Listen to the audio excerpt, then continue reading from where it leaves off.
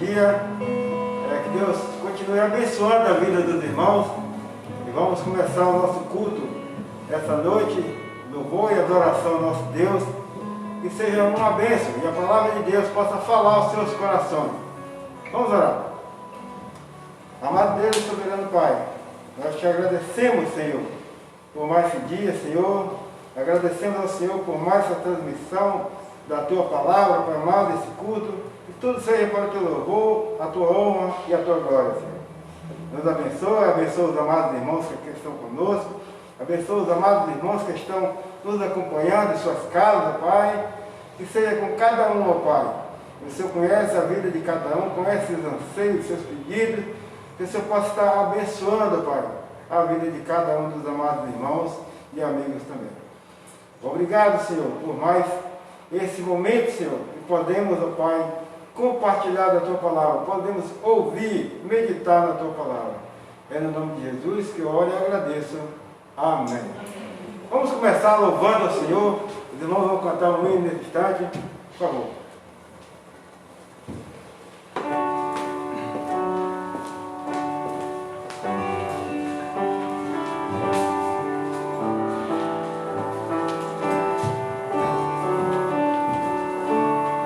Yeah.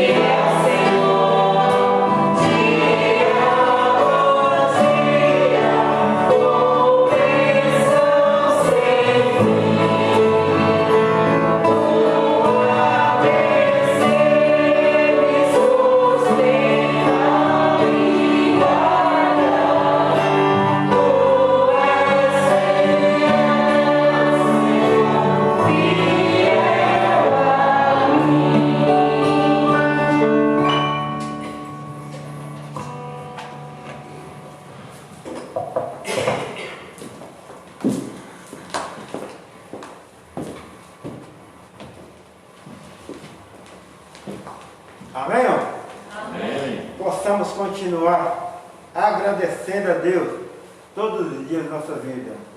Agradeça a Deus pela sua saúde. Agradeça a Deus pelo seu trabalho.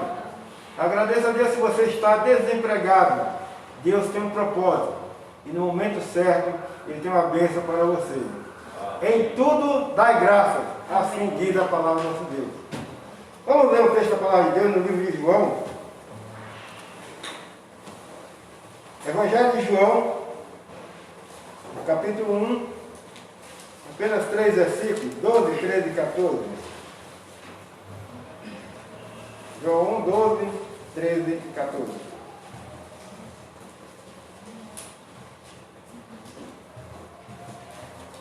Leamos. Mas a todos quantos o receberam, deu-lhes o poder de serem feitos filhos de Deus, aos que creem no seu nome, os quais não nasceram do sangue, nem da vontade da carne, nem da vontade do varão, mas de Deus. E o Verbo se fez carne e habitou entre nós, e vimos a sua glória como a glória do unigênito do Pai, cheio de graça e de verdade. Amém? Amém. Vamos continuar louvando o Senhor. Vamos, aqui o Senhor vai chegar a cantar mais 2 hinos nesse instante. Logo em seguida, o pastor Márcio está com a palavra para a pregação dessa noite.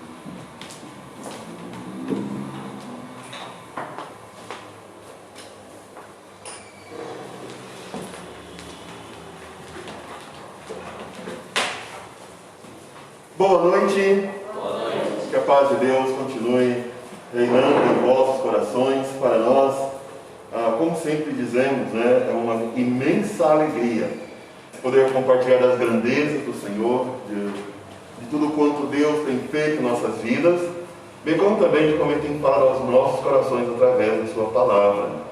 E podemos realmente compartilhar e juntos crescermos no conhecimento, na compreensão da palavra do Senhor, irmãos, isso é maravilhoso.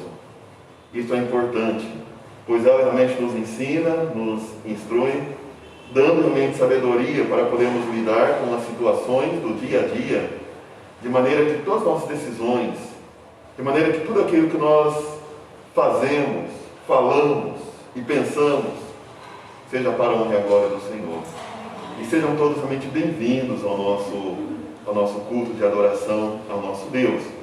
E eu quero convidar quem tem sua Bíblia a abrir ao livro de Apocalipse. Nós temos juntamente com os irmãos já estudado esta carta há dois finais de semana, 2 domingos.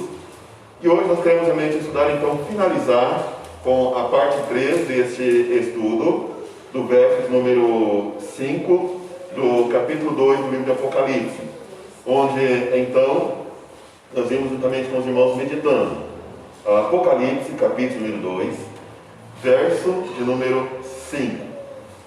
Eu vou ler e na sequência estaremos mais uma vez falando com o nosso Deus. Eu quero convidar os irmãos a colocar-se em pé para juntos lermos. Então eu vou ler, os irmãos podem acompanhar. Apocalipse, capítulo 2, verso número 5, diz assim a palavra do Senhor: Lembra-te, pois, de onde caíste, arrepende-te e volta à prática das primeiras obras. E se não, venho a ti e moverei do seu lugar o teu candeeiro, caso não te arrependas. Lembra-te, pois, de onde caíste, e arrepende-te e volta à prática das primeiras obras. E se não, venho a ti e moverei do teu lugar o teu candeeiro. Amado Deus e Pai, que a tua palavra fale, que ela continue moldando, transformando nossos corações para a glória do Senhor, e que possamos, ó Deus, sair daqui com nossas vidas, corações transformados pela tua palavra. Nós oramos no nome de Cristo Jesus. Amém. Amém. Os irmãos podem assentar. Então nós estamos aí já ao terceiro domingo estudando sobre o tema refletir para prosseguir.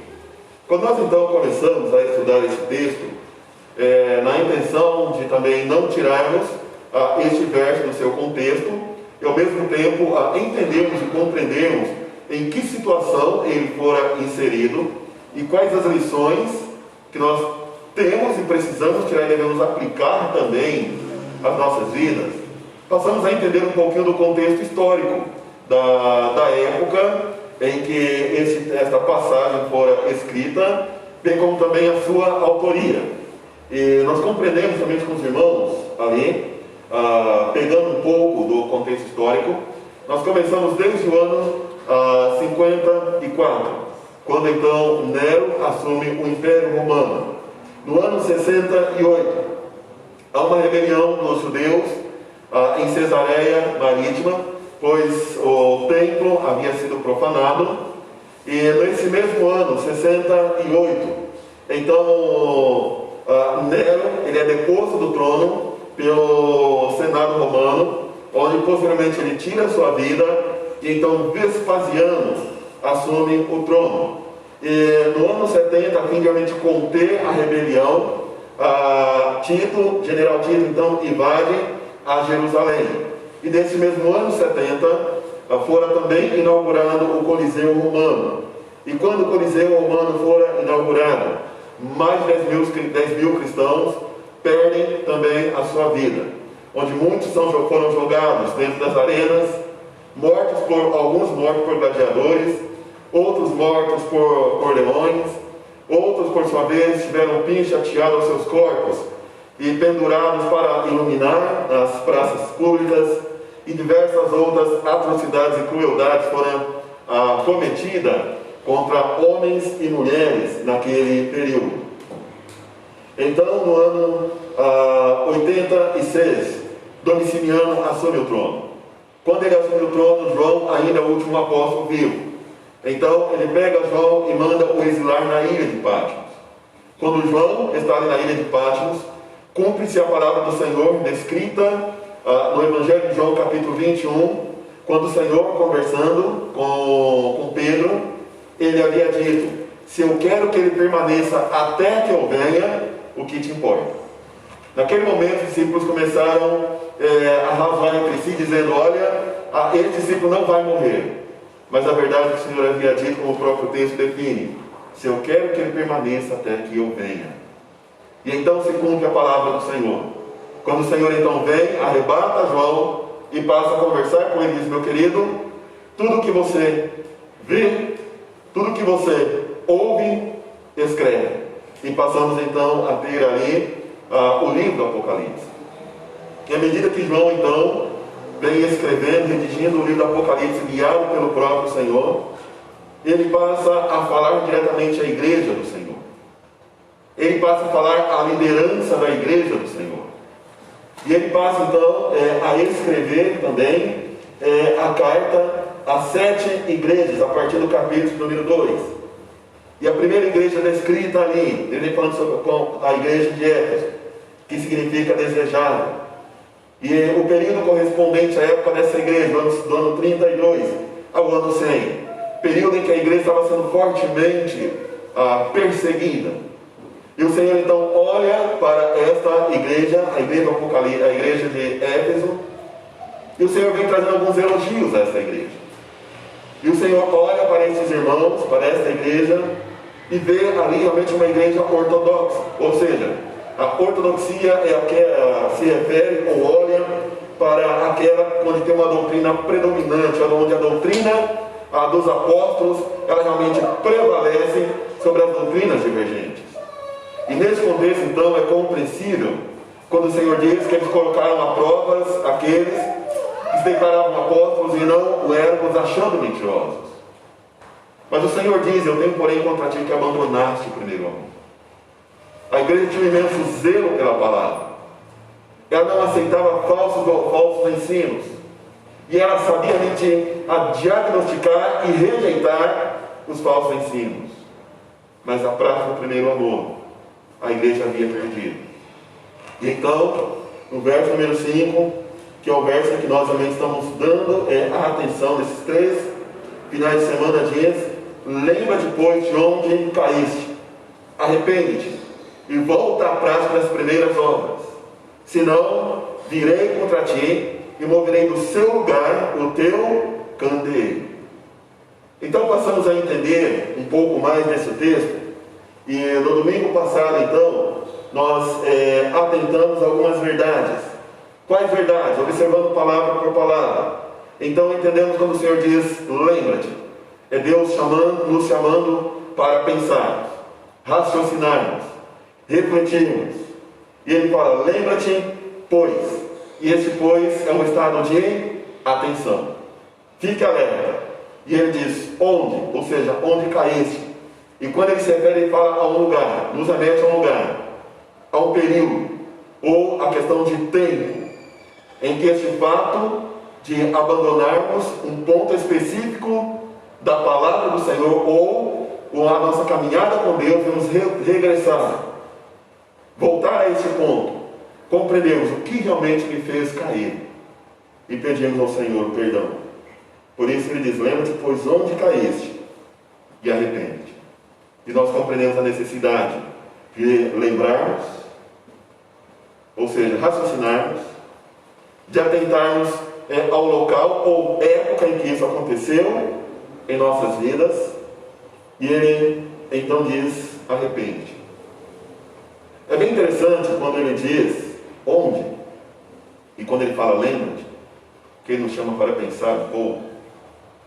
Nessa mesma verdade nós lembramos quando o Senhor diz: quando chegares ao altar para oferecer a tua oferta, ali te lembrares que teu irmão tem algo contra ti, vai, converse, acerta aquilo que tem, depois você volta. E é por isso que na ceia também Ele diz: Examina-se, pois, o homem a si mesmo. O que Deus traz à igreja e traz a nós? A necessidade de uma reflexão pessoal.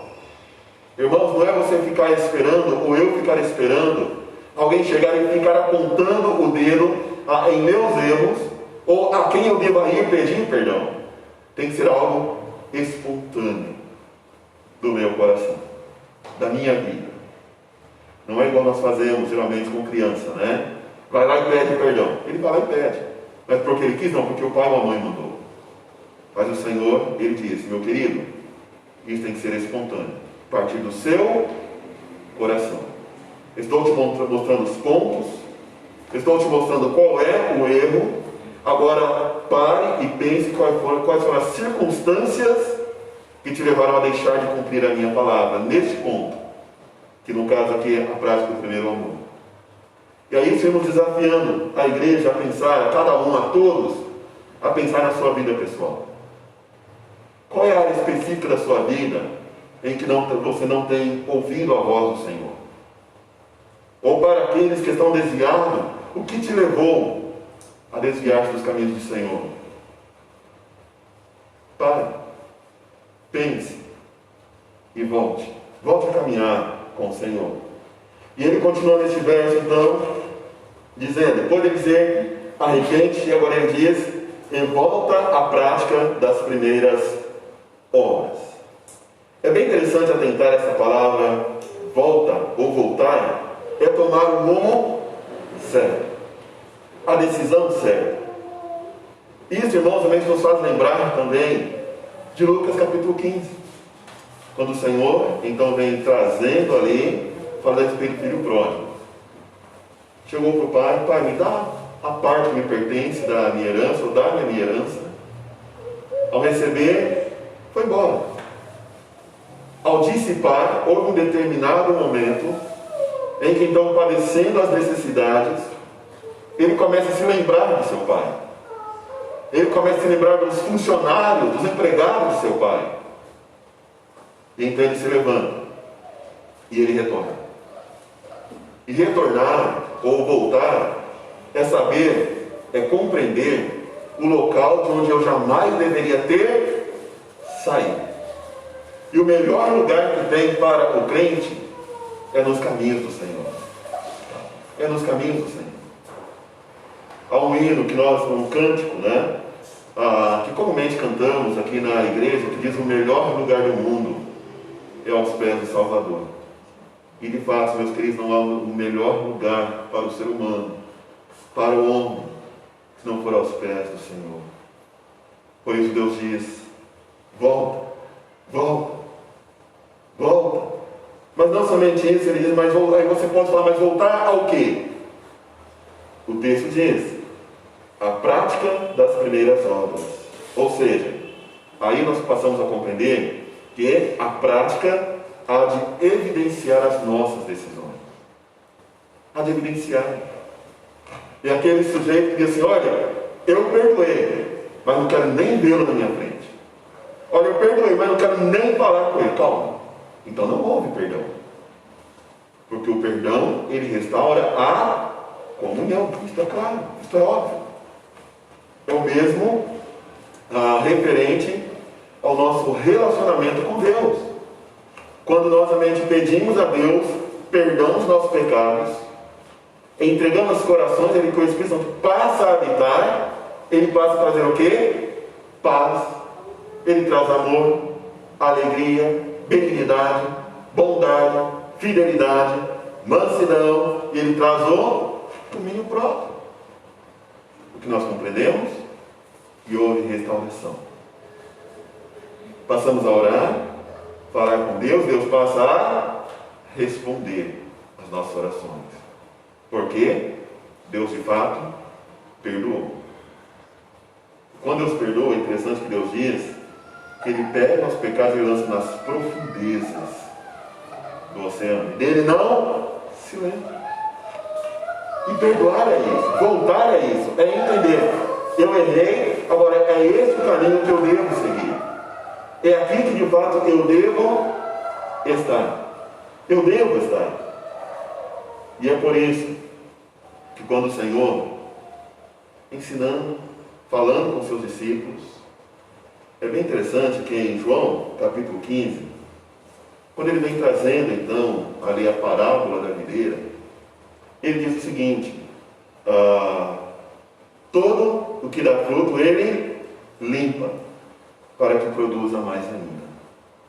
Quando de fato o arrependimento, quando de fato nós voltamos para os caminhos do Senhor, irmãos, nós passamos a produzir. Deus passa a nos orientar, Deus passa realmente a nos guiar.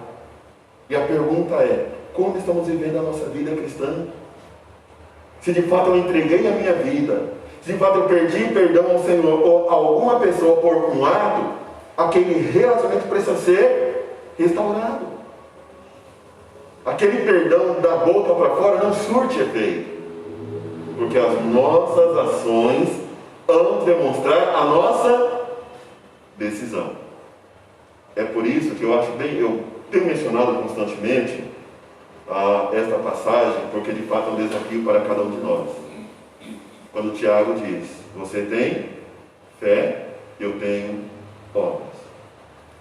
Mostra-me a tua fé sem as tuas obras, e com minhas obras vou mostrar a minha fé.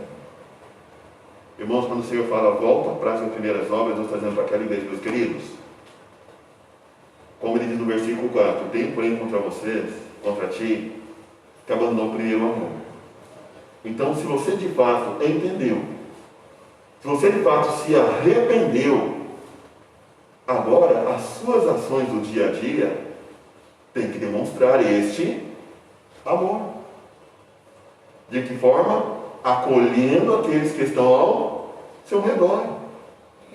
Tão somente acolhendo como caminhando com eles, estando ao lado deles, orando por eles. Isso a igreja precisa realmente entender e praticar. O que nós precisamos restaurar? O que nós realmente precisamos voltar para realmente termos uma caminhada com o nosso Deus? Mas é bem interessante que ele diz, no versículo número 5, volta à prática das primeiras obras, e se não, venho a ti e moverei do seu lugar o teu candeeiro, caso não te arrependas. Esta passagem, ou esse trecho, se não venho a ti e moverei do seu lugar o seu candeeiro. Deus está falando de algo pessoal ali. Você não vai se ver com o seu pastor. Você não vai se ver com o seu diácono. Não é com a sua igreja reunida em assembleia, a fim de deliberar ou tomar alguma decisão em relação à sua atitude. Não, Deus disse: não venham contra ti. É algo entre você e Deus, entre a igreja e Deus.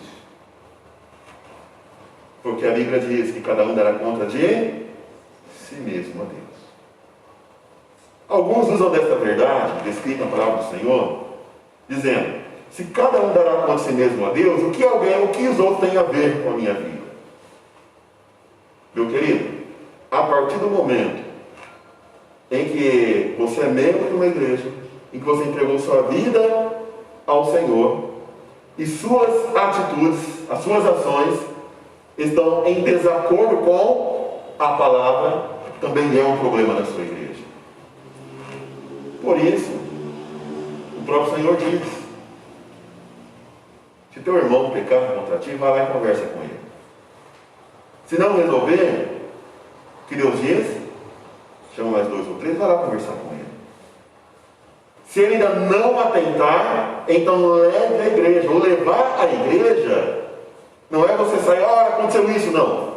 É a igreja reunida em assembleia, tomará uma decisão mediante a sua atitude. E esta decisão, ela chega até mesmo ao nível de desarrolar, não gosto do termo excluir, né? De tirar o seu nome do hall de membros da igreja. Paulo mesmo, escrevendo aos Coríntios, não diz: que tal eu já sentenciei que seja entregue a Satanás para a destruição da carne para que a alma seja salva no último dia? Então passa a ser um problema da igreja. E Deus vem deixando a igreja para caminhar contigo, orar contigo, para te advertir, para te orientar em qual caminho você realmente deve seguir, em realmente caminhar com o Senhor. E esse termo que ele diz ali, venho a ti e moverei, ou seja, eu vou tirar, eu vou realmente mover o seu lugar, que é o seu candeeiro. Tirar subitamente dali o seu candeeiro. Essa expressão candeeiro, ela é muito comum para quem mora na roça. E já nos nossos dias nem tanto, né? Porque já chegou a eletricidade. Então, hoje quem vem nascendo nos últimos anos aí na roça, não, já não sabe mais o que é candeeiro, né? Ou seja, um lampião, lamparina, um instrumento utilizado para produzir luz. Né? Hoje, com a eletricidade, tudo realmente está fácil. Né? E também remete a nossa mente ao livro do Êxodo, quando o Senhor institui ao povo o tabernáculo, e uma das peças do tabernáculo era o candelabro, que ele ficava 24 horas aceso, produzindo luz. E o candelabro também representa, né, a presença do Espírito Santo. Eu quero aqui olhar sobre outras duas perspectivas, referente, olhando para o candeeiro, olhando para o candelabro. Remete aos olhos de Deus, que sondam toda a terra. Candeeiro, remete aos olhos de Deus, que sonda toda a terra.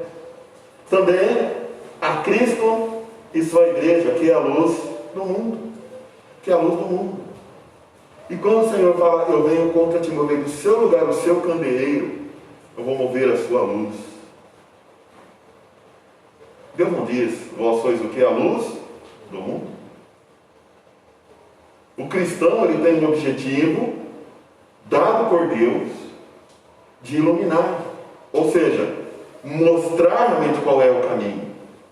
A partir do momento em que eu corto a comunhão com Deus, eu deixo de brigar, deixamos de refletir a Cristo, deixamos de refletir a Cristo. E quando, irmão, nós somente deixamos de refletir a Cristo, nós deixamos de cumprir o nosso propósito. E se nós deixamos de cumprir o nosso propósito, por que estamos ali? Por quê? Eu costumo carregar no carro uma lanterna no porta-malas. Por quê? Às vezes você está em algum lugar escuro, fura pneu, né? Então você precisa de um auxílio para alguma emergência. Então sempre carrega. Mas eu já troquei de lanterna algumas vezes. Por quê? Porque a lanterna que eu tinha, com o passar do tempo, ela foi ficando velha e não recarregava mais, que era elétrica, né? Não recarregava mais. Por que eu vou continuar carregando aquela lanterna no porta-malas do carro? Eu dei fim. Eu descartei aquela lanterna e comprei uma nova. O conceito é o mesmo. Se você realmente deixa de brilhar, se você deixa de refletir, você perdeu o seu propósito. E se perdeu o propósito, por que você está aí? Qual a razão de estar aí? Então Deus diz, eu vou mover. Eu vou tirar. Irmãos, Deus plantou essa igreja aqui em Jardim Mirna com um propósito. Com um propósito. Quando procurávamos um terreno, procuramos ali no Três Corações, procuramos ali para a região de Moraes, em outros lugares. Alguém passou de bicicleta aqui na frente, viu esse terreno e entrou em contato. Olha, eu vi um terreno lá. Quando viemos, era um lugar meio feio. Eu falo, o terreno aqui, para trás tudo mato. Mas Deus tinha um propósito, que essa igreja tinha que ser aqui. E ela está aqui até hoje, pela graça do Senhor. O lugar que você mora hoje, não é porque você acha bonito, não é simplesmente porque os seus recursos permitem você morar ali. É porque Deus tem um propósito com a sua vida, na sua vizinhança. A família em que você nasceu, não é porque Deus achou aquela família bonita. É porque Deus tem um propósito com a sua vida naquela família. E a pergunta é: o que estamos fazendo com a oportunidade que Deus está nos dando? Que Deus tem nos dado? Como estamos refletindo a Cristo? Como estamos realmente demonstrando o amor do Senhor? E Deus olha para aqueles irmãos e diz: meus queridos, se realmente não refletir a minha luz, se a sociedade, se a humanidade não olhar para vocês e não compreender através de sua vida, de suas vidas, que existe um Deus, vocês perderam o propósito. Se perder o propósito, eu vou mover do seu lugar, do seu candeeiro, e vou colocar outro aí para brilhar no seu lugar. Então você começa a entender melhor que dar conta de si mesmo ao Senhor. E dar conta de si mesmo a Deus, meu querido, não é brincadeira. Não é brincadeira. Leve a sério a sua vida com o Senhor. Em que lugar você caiu? Volte. Restaura a sua comunhão com Deus. Restaura a sua caminhada com o Senhor. E aqui eu realmente aprendo. Se você não está mais cumprindo o seu propósito, onde Deus o colocou. João capítulo 15, versículo 2 diz: todo ramo que estando em mim e não der fruto, ele faz o quê? Corta. Cada um de nós fazemos parte desta igreja. Cada um de nós fazemos parte da igreja, que seja onde quer que você é, a igreja que você frequenta, seja onde quer que Deus te colocou, Deus tem um propósito na sua vida. Você está cumprindo o propósito do Senhor? Se não tiver, entenda, Ele corta. E o dia em que você comparecer perante o Senhor, para prestar conta da sua administração, o que você tem para oferecer? Qual relatório você poderá dar ao Senhor? Qual? Hoje é muito comum nas empresas. O seu superior chega e fala: preciso de um relatório disso, daquilo, outro. Você tem que dar um relatório. E quando chegarmos perante Deus, qual o relatório da sua administração? Olha, Deus, eu tinha 20 anos de vida cristã. Quantas pessoas você levou a Cristo? Olha, eu tenho 30 anos de vida cristã. O que você fez na minha igreja? Ah, eu não fiz nada porque eu nunca tive oportunidade. Mentira. Na igreja do Senhor, não é que não tem oportunidade. Pelo contrário, falta é trabalhador. Trabalho tem de sobra. Sabe por que nós entendemos isso também? Porque a cada um de nós, Deus concedeu um dom e Deus deu um talento. Como estamos usando o nosso dom? Como estamos usando o nosso talento? Como estamos usando? Então ainda há tempo de você realmente restaurar a sua caminhada, a sua comunhão com o Senhor. Ainda há tempo, meu querido. E é por isso que ele diz, no final do versículo 5, caso não te arrependas.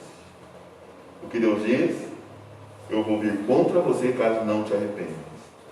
Mas se você realmente se arrepender, se você realmente buscar os caminhos do Senhor, andar com o Senhor, aquela igreja, Deus diz no versículo 7, ao vencedor dar-lhe-ei que se alimente da árvore da vida que se encontra no paraíso de Deus. Que Deus nos ensina, meu querido, se você vencer as lutas, as adversidades, os obstáculos, se você vencer aquilo que talvez hoje prenda a este mundo e voltar a caminhar comigo, você será grandemente abençoado por mim. É a palavra do próprio Deus. Abençoado por Deus. Então vale a pena. Vale a pena restaurar a comunhão com o Senhor. Vale a pena restaurar e caminhar com Ele. Deus tem o melhor para a sua vida. Então, com isso, é realmente importante que nós entendemos. Precisamos refletir para prosseguirmos em nossa caminhada com o Senhor. Precisamos refletir. Eu quero convidá-lo a baixar a sua cabeça. Nós vamos orar neste momento, encerrando o nosso culto nesta noite. E o nosso desejo é que Deus continue realmente falando ao seu coração, moldando e transformando para a honra e também a glória do nosso Deus. Amado Deus e Pai, muito obrigado pelo imenso amor do Senhor, pela direção, pela boa mão do Senhor. Fortaleça o teu povo, guie, sustente, e que a boa mão do Senhor, que a paz, que a comunhão e a consolação do Espírito Santo seja constante e abundante sobre a vida da tua igreja. Nós oramos e tuas bênçãos declaramos. Em nome de Cristo Jesus. Amém, Senhor. Amém. Que Deus abençoe a todos. Tenham todos uma ótima noite, uma ótima semana, amparados pela graça do Senhor.